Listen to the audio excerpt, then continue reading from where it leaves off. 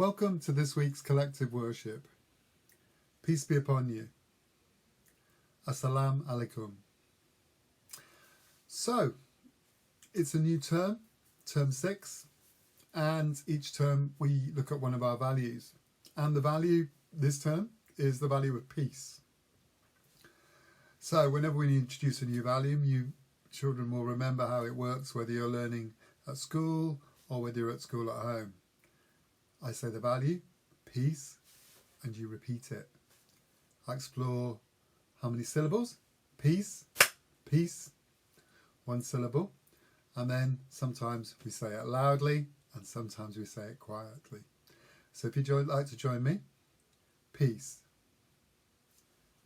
peace, peace, peace. We also have a symbol for our values, and this is the symbol for peace. It's two hands shaking, and in the picture it's clear that it's not one person, it's two different people meeting. And with the virus, with COVID-19, we find ourselves in a very interesting time, because the way that we've greeted people, whether it's handshaking, high fives, fist pumps, hugs, all of those ways that we use to greet people are things that we can't do at the moment.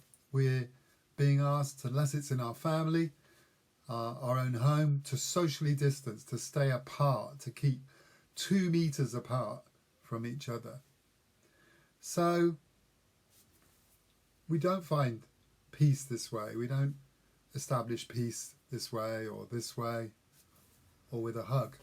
Those things don't work. But it got me thinking, because the other greeting that many people use, and we use it when we have collective worship, but many people, particularly those from Arab countries, when they meet someone will say, peace be upon you.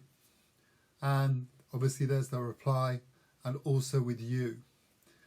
And it got me thinking about why when we meet someone, do we use that phrase?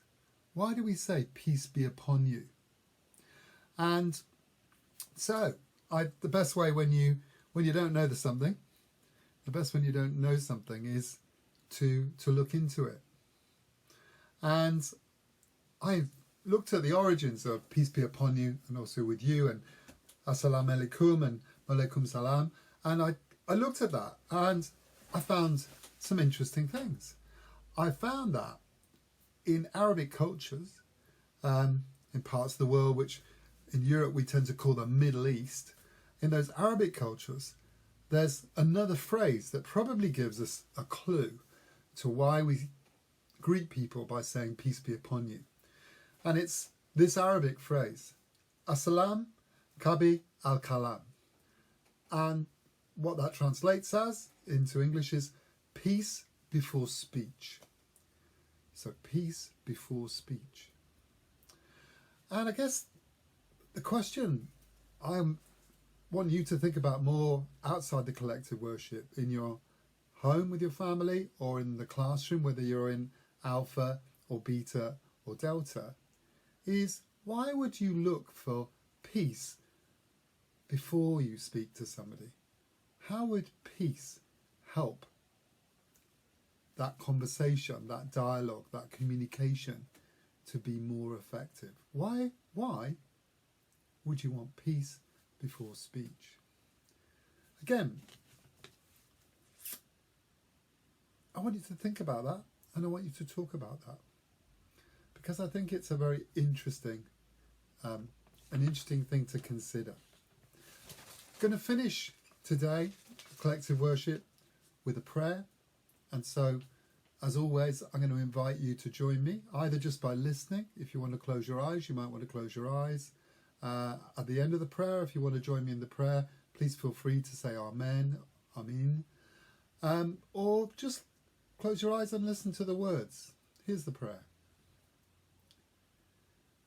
Give us a vision of the world as your love would have it. A world where the weak are protected and none go hungry or poor. A world where the riches of creation are shared and everyone can enjoy them. A world where different peoples and cultures live in harmony and mutual respect. A world where peace is built with justice and justice is guided with love. Give us all the inspiration and courage to build it.